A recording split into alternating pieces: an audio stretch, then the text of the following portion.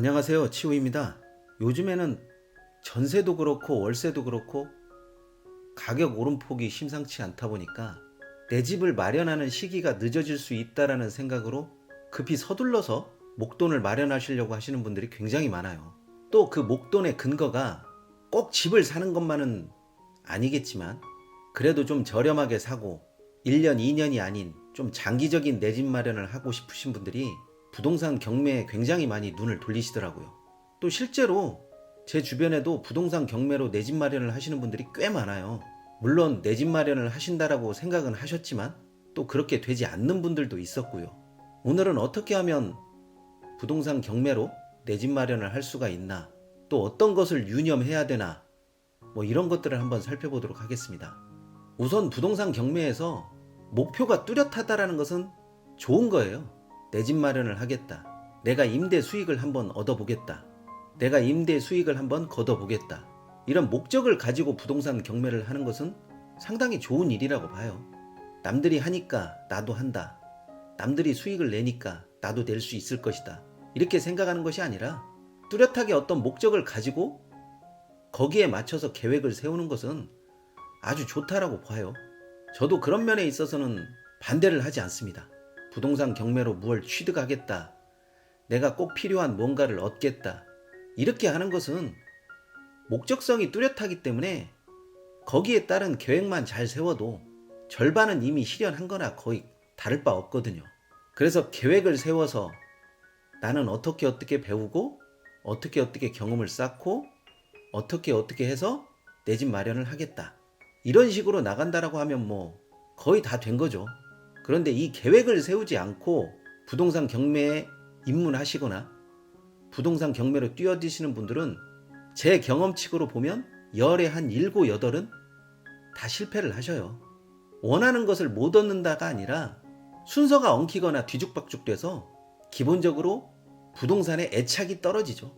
쉽게 수익을 뽑지도 못하고, 그렇다고 해서 내 집 마련이라고 하는 것이 고생길이 훤하면 안 하는 이만 못한 거죠.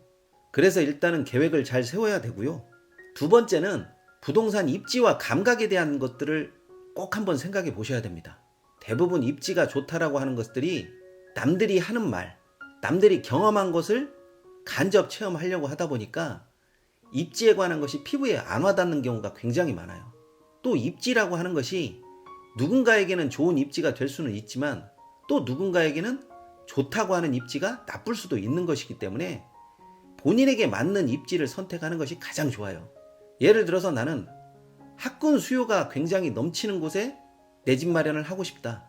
그러면 그것을 최우선으로 봐야 되는 것이고, 교통이라든지 그 외 부차적인 것은 우선순위에서 뒤로 밀릴 수밖에 없는 거죠. 그런데 남들이 교통이 좋다고 해서 그 교통을 따라가고, 또 남들이 입지가 좋다고 해가지고 그 입지를 따라가게 보면 내 집 마련을 1년, 2년 보는 것이 아니기 때문에 만약에 3년이라든지 4년 넘어가게 되면 만족보다는 불만족이 더 크죠. 또 입지가 아무리 좋다고 하더라도 스스로 느끼는 그 경험치와 감각에 있어서 사람마다 조금 차이가 있어요. 누구는 같은 학군인데도 학교에 따라서, 또 누구는 학원 수요에 따라서 다르게 느낄 수 있거든요.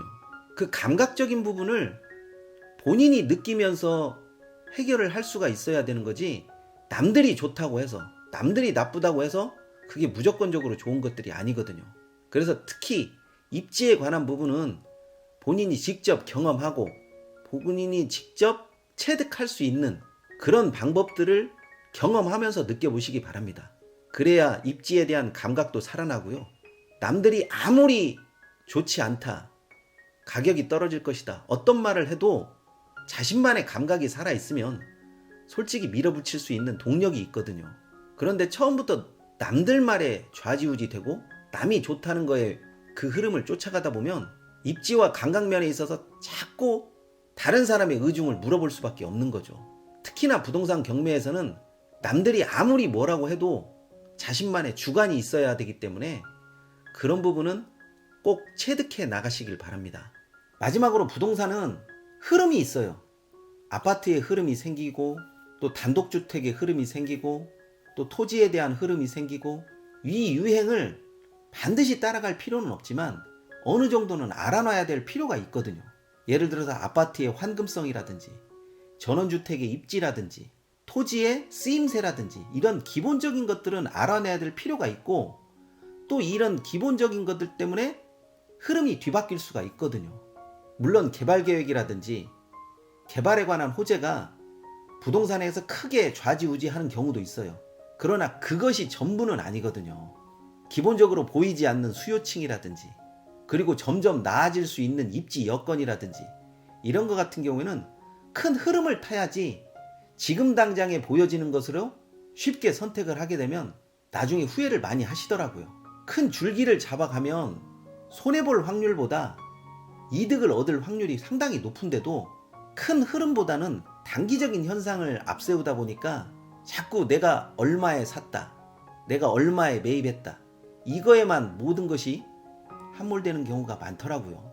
그렇게 되면 부동산 경매에서 특히 내 집 마련 같은 경우는 1, 2년의 승부가 나는 것이 아니기 때문에 좀 긴 호흡으로 큰 줄기를 잡아가면서 선택을 하시는 게 좋죠. 물론 기본적인 부동산 지식이 없다라고 생각하시면 항상 기본에 충실하시기 바랍니다.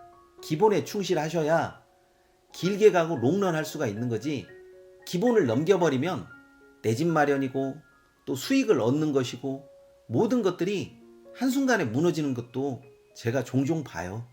그래서 목적이 분명하고 계획을 세우고 큰 흐름과 줄기를 찾아서 부동산 경매를 하시게 되면 꼭 내 집 마련이 아니더라도 어떤 의미에서도 손실을 가져오지는 않습니다.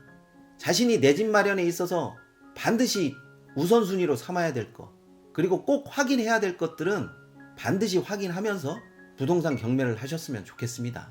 내 집 마련을 목표로 하신다라고 하면 단기적인 목표보다는 중장기적인 목표를 세우시고 부동산 경매를 하신다면 단기나 중기나 자신이 만족할 만한 집을 얻을 수 있을 거라고 저는 그렇게 확신하고 있습니다. 좋아요와 구독하기는 꼭 좀 눌러주시고요. 궁금한 사항이 있으시면 언제든지 댓글 달아주십시오. 성심껏 답변해 놓도록 하겠습니다. 오늘은 여기까지 하겠습니다.